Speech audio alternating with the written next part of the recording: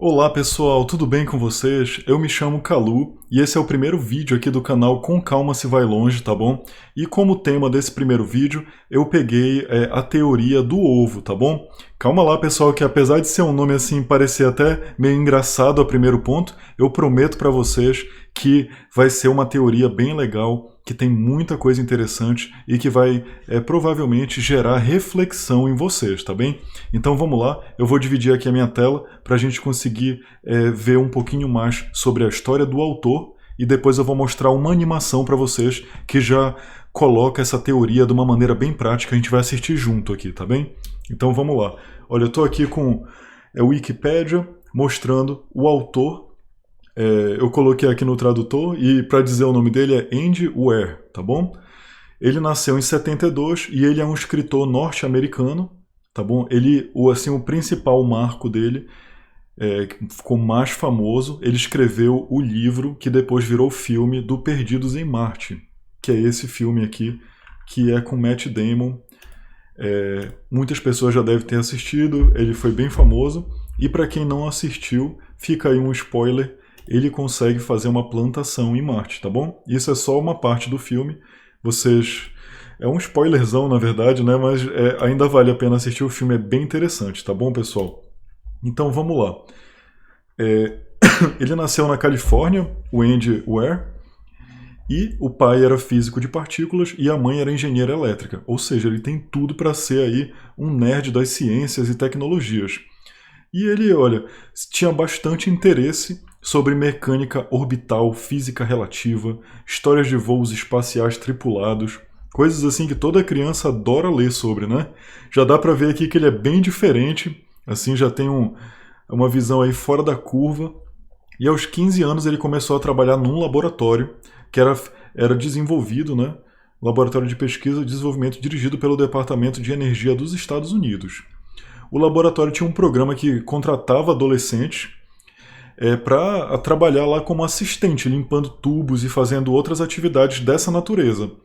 E trabalhando lá, eles perguntaram para o Andy se ele queria, né, se desenvolver na carreira de programador. E eles disseram, olha, eles queriam que eu descobrisse como programar computadores, ele falou aqui numa entrevista. E eles disseram, há um computador e há um livro sobre programá-los. E foi assim que ele começou a carreira de 25 anos de programação. Ou seja, ele leu um livro, aprendeu, né? Super autodidata aqui, né? E foi para cima e conseguiu se desenvolver nessa carreira. Ele trabalhou em diferentes empresas, né? Inúmeras empresas, incluindo a AOL e a Blizzard, que é uma empresa bem famosa de videogames, tá bom? E ele inclusive atuou no jogo de videogame aqui, Warcraft 2, que é um jogo muito bom, para quem não jogou ainda, foi um dos melhores que eu já joguei, assim, no começo, né, quando estava começando ainda os jogos de computador. E ele tinha um sonho também, né, não era bem um sonho, mas ele tinha um plano na carreira dele de trabalhar na NASA, e ele teve que abrir mão porque ele não conseguiu se formar em ciências da computação. Olha o que aconteceu com ele, gente. Ele diz aqui numa entrevista, né, eu desisti da faculdade porque eu acabei ficando sem dinheiro. E a maioria das vagas nas agências exigia um diploma da faculdade. Então ele não tinha dinheiro, ele não conseguiu o trabalho para conseguir o diploma e ele não tinha dinheiro para fazer o diploma e conseguir trabalhar. Então ele ficou preso nessa carreira e ele, olha, saiu dessa, focou mais em ser programador de computador, que era algo que ele já estava fazendo, já estava dando certo. Então ele continuou.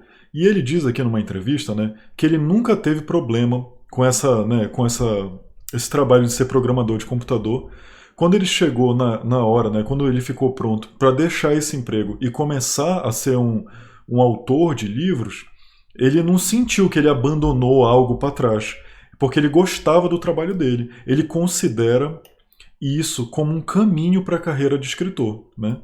Então, olha, fica aí um exemplo, né, para muitas pessoas, um exemplo de vida, onde ele tinha um sonho e ele não conseguiu já ingressar a vida nesse sonho de ser um autor, então ele pegou um caminho bem maior, né, se profissionalizando numa outra área para conseguir verba para aí sim tirar o sonho da gaveta e um dia ser. E ele considera tudo isso um processo, né, muito maduro da parte dele, ver dessa forma.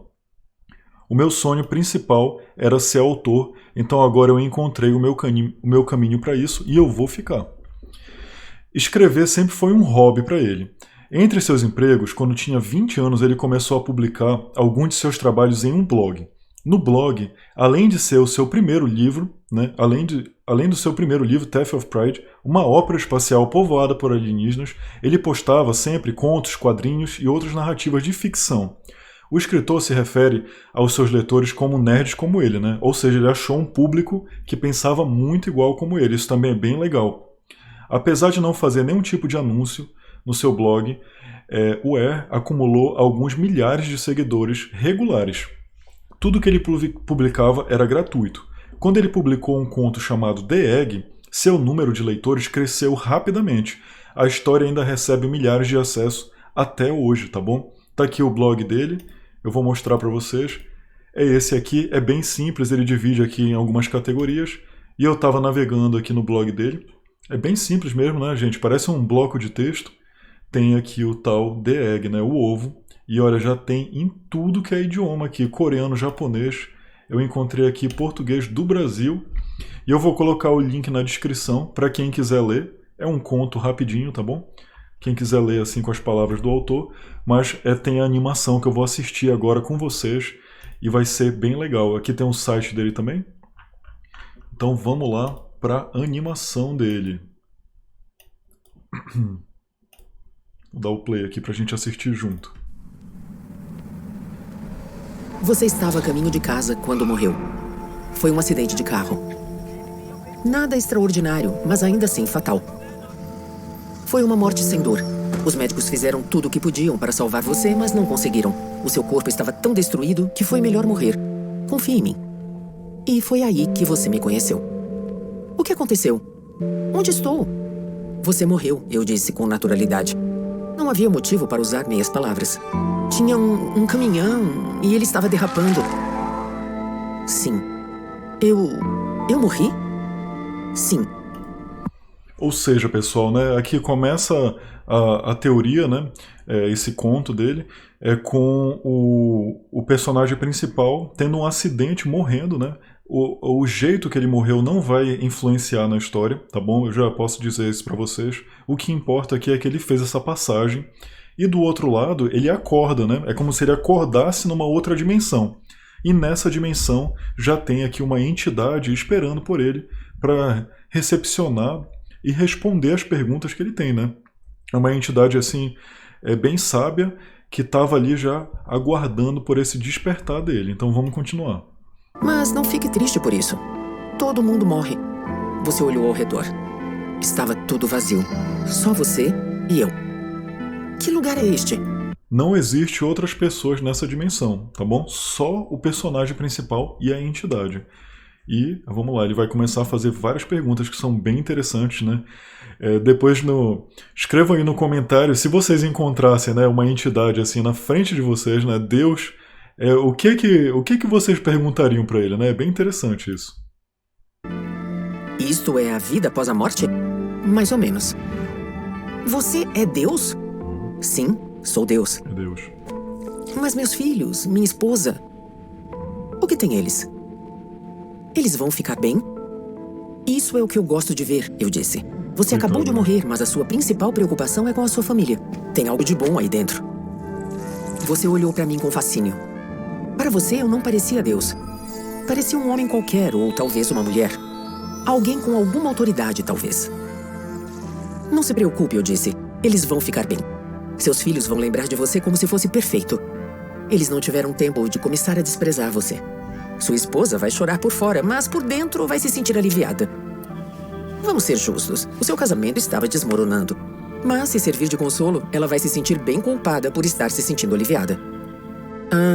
Então, mas o que acontece agora? Eu vou para o céu ou para o inferno?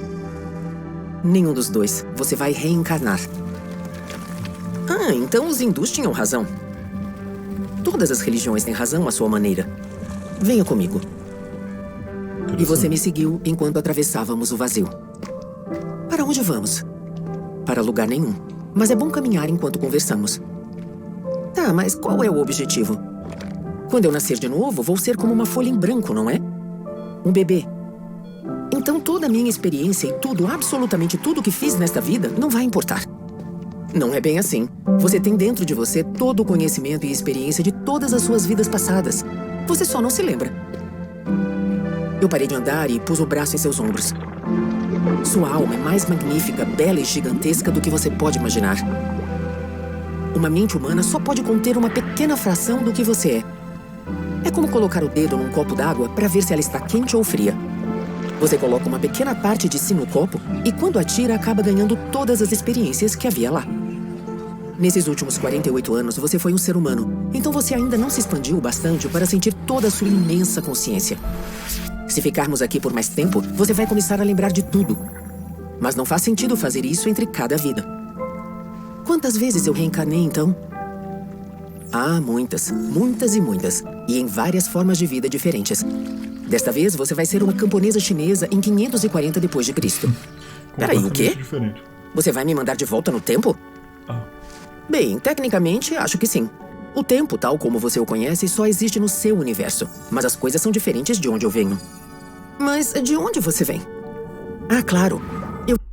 Esse é um ponto bem interessante, né, gente? Que ele fala que vai reencarnar o personagem principal, mas ele vai reencarnar no passado, né? Isso é bem diferente. Porque normalmente a gente imagina que a gente vai encarnando no futuro, né? Nas próximas gerações. Mas ele aqui já deu esse spoiler aqui, olha, tu vai voltar pro passado para ser uma camponesa, né? Bem diferente. Eu venho de algum lugar, algum outro lugar. E existem outros como eu. Eu sei que você vai querer saber como é lá, mas honestamente você não iria entender. Ah, você disse um pouco decepcionado. Mas peraí, se eu reencarnar em outras épocas, pode ser que eu interaja comigo mesmo em algum momento. Esse que é o ponto aqui principal da teoria dele. Ele diz, ele já pegou, né? Se eu encarnar no passado, eu posso acabar me encontrando em algum momento, né? Porque se o tempo é relativo, e agora que ele vai explicar aqui, vamos lá. Claro, isso acontece o tempo todo. E com cada uma das vidas consciente apenas da sua própria vida, você sequer imagina que isso está acontecendo. Então qual é o sentido de tudo isso? Eu olhei bem nos seus olhos. O sentido da vida, a razão pela qual eu fiz todo este universo, é você amadurecer. Você se refere à humanidade? Você quer que a gente amadureça? Não, só você. Fiz todo este universo para você. A cada nova vida, você vai crescer e amadurecer e sua inteligência vai ficar cada vez maior e mais incrível. Só eu? Mas e os outros? Não existe mais ninguém. Neste universo, somos apenas você e eu. Uau! Então, gente, vocês viram? Ele mostrou até aquela cena da molécula, né? Ele pergunta, mas qual é o propósito de tudo isso, né? Se já tem ele, que é o Deus, e tem a gente ali, que é o personagem principal, qual é o propósito disso? Aí tem aquela cena que é da molécula abrindo, que explica isso. Ou seja, é Deus multiplicando a si mesmo. Mas a gente já não consegue ser Deus imediatamente. A gente vai passar por um amadurecimento até ser uma célula igual de Deus, né? Que nada mais do que é a gente. Então você me olhou fixamente. Mas e todas as pessoas na Terra? Todas você. Diferentes encarnações de você. Peraí, todo mundo é a gente. Eu sou todo mundo? Agora você está entendendo. Então eu sou todos os seres humanos que já viveram? Ou que ainda vão viver, certo? Eu sou Abraham Lincoln. E também é John Wilkes Booth. Eu sou Hitler, você disse horrorizado. E também é os milhões que ele matou. Eu sou Jesus. E também é todos os que o seguiram. Você se calou. Cada vez que você agrediu alguém, você agrediu a si mesmo. Cada boa ação que você fez, fez para si mesmo. Cada momento feliz e triste vivenciado por qualquer ser humano foi ou será vivenciado por você. Você ficou pensativo por um tempo. Por quê? Por que fazer tudo isso? Porque um dia você será como eu. Porque isso é o que você é. Uau. Você é da minha espécie. Você é meu filho. Uau, você disse, incrédulo. Quer dizer que eu sou um deus? Não, ainda não. Você é um feto. Você ainda está crescendo. Quando você tiver vivido todas as vidas humanas ao longo de todos os tempos, então você terá crescido o suficiente para nascer. Então, todo o universo é apenas um ovo, eu respondi. Agora é hora de você ir para a sua próxima vida. E mandei você de volta. Uau.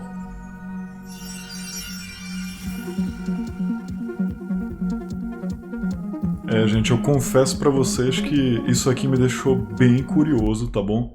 Eu lembro quando eu tava estudando budismo, eu assisti, eu tava procurando vídeos no YouTube e podcasts, aí eu assisti várias coisas sobre budismo, que fala da reencarnação também, fala dessa questão da gente voltar para a Terra e a Terra ser uma escola, né? Então a gente vai aprendendo a cada encarnação e tem o caminho também da evolução, que leva muito tempo, muitas vidas, né, para atingir, por exemplo, a vida de Buda, né? São 1000 anos tendo reencarnações consecutivas, sem errar, onde todas elas, no final, a pessoa atinge a evolução espiritual, né? Então, é bem interessante como eles colocam aqui também que a escola é uma vida e tudo mais, a vida é uma escola, e que, na verdade, né, nesse conto dele, o ponto de virada é que todo mundo não existe, todo mundo somos nós mesmos, né? Todo mundo é um. E isso, apesar de nenhuma religião assim de fato dizer isso, né, assim com clareza, se assemelha muito com as palavras de Jesus, por exemplo, que ele dizia, né, se fizer mal ao próximo, está fazendo mal a si mesmo, ama o próximo como a si mesmo. Sabe, será que ele não estava dizendo algo nesse sentido? É bem curioso. Eu queria que vocês até botassem aqui nos comentários o que vocês acham dessa teoria, tá bom? Eu fiquei assim bem pensativo e eu achei assim bem motivacional até assim pra gente ser uma pessoa melhor com o próximo, né? Imagina, gente, todas as pessoas, até as pessoas que a gente se dá bem e as que a gente não se dá bem, tudo isso está acontecendo, somos nós mesmos, né, vivendo outras questões. Olha, bem interessante, tá bom? Então é isso, pessoal. Esse é o primeiro vídeo aqui do canal. Eu ainda estou me familiarizando com essa tecnologia, mas aí eu vou fazer mais vídeos e cada vez numa qualidade melhor para vocês, tá bom? O importante é a gente manter aqui essa comunidade de ficar pesquisando coisas novas e explorar aí todo esse mundo de teorias e religião e evolução pessoal, tá bom? Então tchau, tchau. A gente se vê no próximo vídeo. Obrigado por ter assistido aqui até o final.